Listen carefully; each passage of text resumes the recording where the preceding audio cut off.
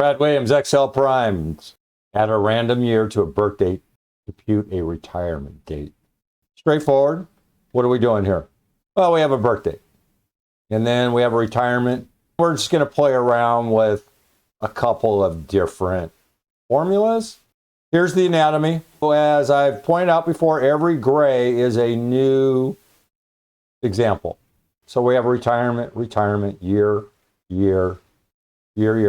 Just as a reminder, green is just the starting point. Dark green is the output. And over here is our write-up.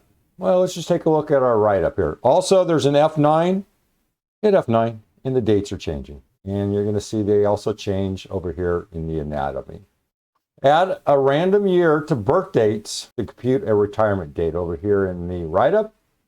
Okay, you can use the EDATE function. EDATE, well, we know what the EDATE is, right? Returns a date n months away from a start date. EDATE, C5, 12 times n. Or, in this case, EDATE, C5, 12 times. And then we want numbers between 55 and 75. Why? Well, you typically are going to retire, 55 to 70. This is your age, okay? The result is n years or n times 12 months after the birth date. So we're going to retire probably somewhere, 55 to 75. That's a big range. How do we do this? Based on a given birth date, we need to determine the retirement date between 55 to 75 from the birth date. Intuitively, it's probably just going to take 55 times 12. Throw that into EDATE, and that's going to give us the final output. But, that's just me shooting from the hip. Let's see how it's really done. Well, isn't that exactly what we're doing? We're taking the birth date 12 times n. The date is found in column C. We need the equivalent of 60 years in months. 60 years in month. 12 times 60 is equal 720 months. Pretty straightforward. Retirement, use the EOMONTH end of month function instead of the EDATE function to calculate a retirement date that comes at the end of the month. No big deal. Straightforward. The end, to return only the retirement year, we can nest the EDATE function inside the year function. Year, EDATE, and it does the same thing. The date is just going to give us a date, but then we just throw that into year, and it's going to go whatever year it is. YEARFRAC, well, that's something new. YEARFRAC, well, we're going to take a fractional part of the year. In column F, we calculate the remaining years using the YEARFRAC function. This formula returns the change between the current date and the retirement date, calculated for column D. It may not be column D, it may be E, F, or G. We'll see. As the retirement date approaches, the remaining years will decrease automatically. To prevent a retirement date that has already passed, the formula in column F uses the sign function to convert the number of remaining years to a negative value. YEARFRAC, today, times the sign, D5 minus today, equals make negative if passed. The sign function returns the sign as 1, -1, or 0 for a given number. All right, we can go on and read this on and on, but let's see what's going on here. First example, well, what did I say? EDATE, C5, 12 times. Well, we used the integer ran. Why integer? I don't think we were born in decimals.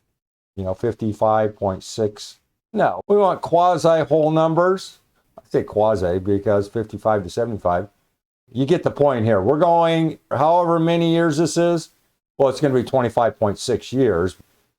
This is the simple way to do it. You don't need to use this int ran. You can just use the number of years. Year, D5. How's that? Simple, simple, simple. We can throw that year into, a nested. Here we go.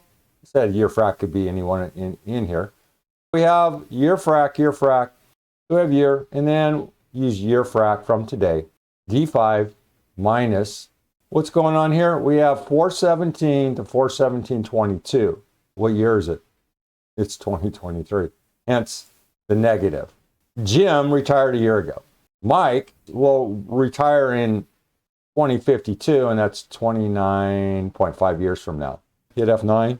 Okay, Mike up here retired 1.2 years ago.